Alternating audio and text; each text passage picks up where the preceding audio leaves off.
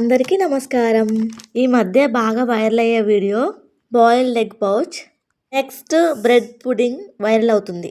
బాయిల్లో మొహం పెడితే టైమే తెలియట్లేదు. చూసిన వాటికంటే చేసేవి చాలా తక్కువ. చేద్దాం అనుకుంటాను ఏదో ఒకటి.